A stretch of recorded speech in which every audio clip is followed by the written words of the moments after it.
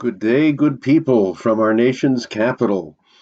I'm very happy to be talking to all of you today, and I hope everyone is having a wonderful and holy Advent season. For those of you who don't know who I am, my name is Rick Johnston. I'm a member of St. Francis of the Immaculate Heart of Mary Fraternity in Ottawa, and I also assist Our Lady of Perpetual Help Fraternity in Chateauguay. And I've been asked to give a little reflection on a Franciscan topic that is dear to my heart. And the one I've chosen is Christmas at Greccio.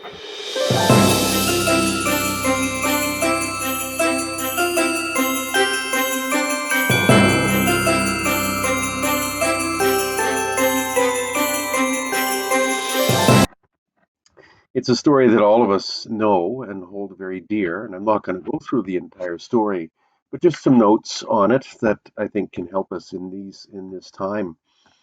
All of my students, my high school students, know the story of uh, Christmas at Greccio. They know that it's the very first nativity scene 800 years ago. That it is the origin of traditions that we hold very dear in our homes, like having a nativity scene or a creche, or it's like my students who have performed in Christmas plays and Christmas pageants. Well, I say St. Francis is the one who started this. We have two really good accounts of the story in Franciscan sources, Thomas of Celano and St. Bonaventure. Thomas of Celano says some interesting things. He says that the humility of the incarnation was occupied Francis's memory so much that he could scarce think of anything else, and that Francis wanted to see with his own eyes um, the poverty and discomfort of Jesus's infant needs. So he gets his friend John to make preparations, and he sends him to do this a full 15 days before Christmas. So clearly, this was very important to Francis that he would give so much time to make preparations. And so in Greccio, John gets everything ready. He gets the hay, brings in an ox, an ass, and some real shepherds.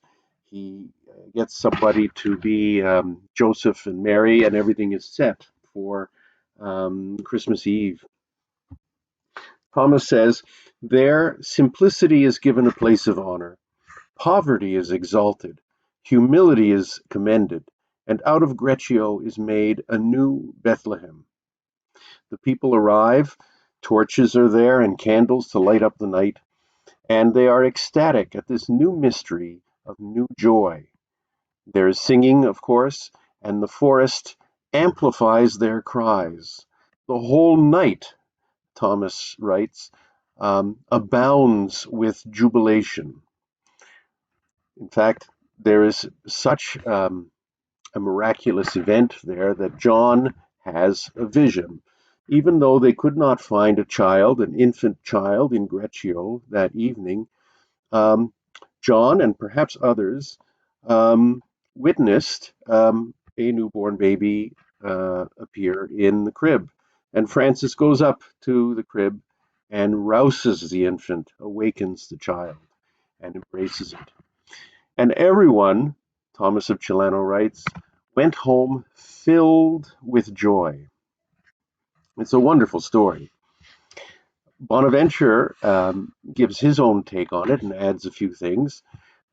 He says that Francis wanted to celebrate it in Greccio, quote unquote, in order to arouse devotion. The implication being that the citizens of Greccio somehow had lost the Lord in their hearts. Sound familiar when we think of our modern times? Francis actually sought and received permission from the Pope to do this. So he didn't just take it on his own. He actually got permission to do it. And finally, Bonaventure says that Francis's example, when considered by the world, is capable of arousing the hearts of those who are sluggish in the faith of Christ. This story is one of my favorite in the whole Franciscan canon, and I reflect on it a lot every year during Advent. How many of us, uh, you know, today look at the secularization and the commercialization of the whole Christmas season, how the season is more and more being stripped of any religious significance at all. How many of us feel a profound sadness at this? I firmly believe that Christians are called to bring joy every Christmas. Remember, the people of Greccio went home filled with joy.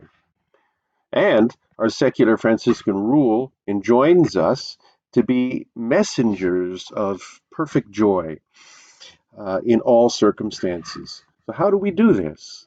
How can we cultivate that inner joy that allows us to bring joy to others? The answer, I think, is that we need to really spend time and attend to our spiritual life, our interior life, our prayer life. Advent offers a wonderful opportunity to pause, to slow down, to pause and reflect in contemplation.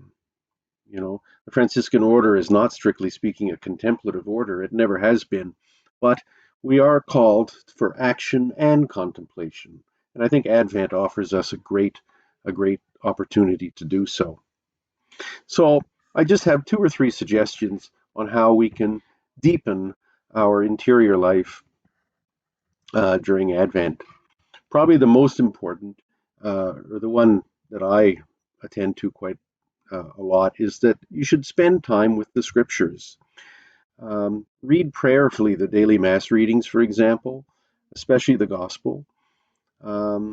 If you're familiar with it, you can practice the ancient practice of Lectio Divina, something from a Benedictine sort of tradition, where it's the slow and prayerful reading of very short passages of Scripture, repeatedly over and over.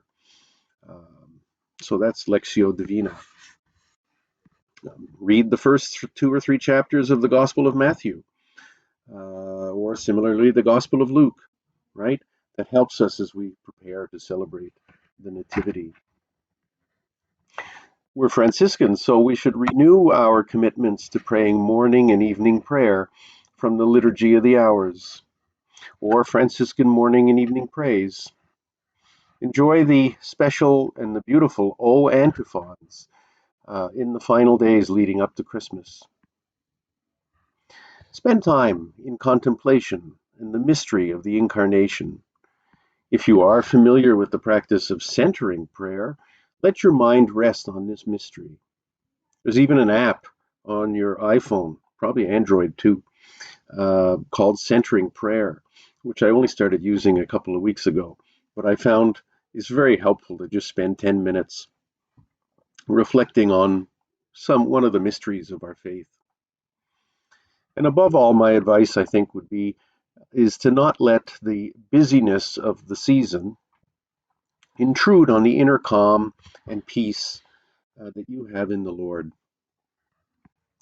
Like Francis, spend time kneeling at the crib and marveling at the great mercy and the great love of a God that would do such a spectacular thing, and a God who desperately desires to know us so intimately.